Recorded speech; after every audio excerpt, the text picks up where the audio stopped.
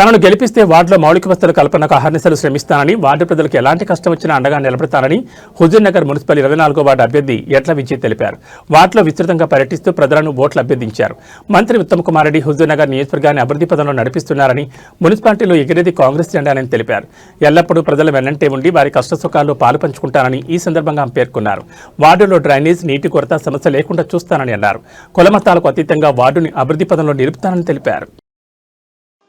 Media మిత్రులకి నమస్కారం. హుజూర్ నగర్ ప్రజానికానికి నమస్కారం. ఇప్పుడు జరుగుతున్నటువంటి హుజూర్ నగర్ మున్సిపల్ ఎలక్షన్లో భాగంగా 28 వార్డులలో కాంగ్రెస్ పార్టీ తరఫున పోటీ చేస్తున్న అభ్యర్థులని అత్యధిక మెజార్టీతోటి కాంగ్రెస్ డంకా విజయంగా మోగిస్తారని మీ అందరికీ ప్రార్థిస్తూ ప్రతి ఒక్కరిని అడుగుతున్నాము.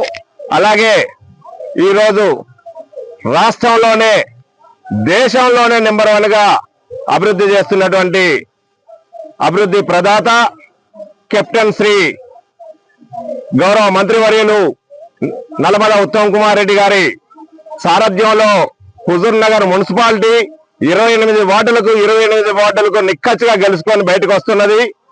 ఇది మీడియా ముఖంగా హుజూర్ నగర్ ప్రజల్లో ఉన్నటువంటి ఆలోచన, సారు చేసినటువంటి సన్నబియ్యం పథకం అయితేమి, అలాగే హుజూర్ నగర్ లో ఐటీఐ కాలేజ్ అయితేమి, ఇప్పుడు వచ్చిన వ్యవసాయ కాలేజ్ అయితేమి, టెక్స్టైల్ కంపెనీ అయితేమి, అనేక రకాల అభివృద్ధి కార్యక్రమంలో ముఖ్యంగా హుజూర్ నగర్ ప్రజలకి తెలియాల్సిన విషయం, హుజూర్ నగర్ ప్రజానికం వినాల్సిన విషయం, ముఖ్యమైన విషయం మీ అందరికీ తెలియజేస్తున్నాను.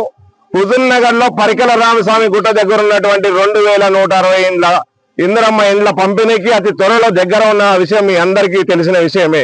ఆ ఇండ్లన్నీ కూడా మనం ఉగాది పండుగ ఎప్పుడు వస్తుందా, ఉగాది పండుగకి మనం ఇంట్లో పోయి పాలు పండించుకోవడానికి రెడీగా ఉన్నాం.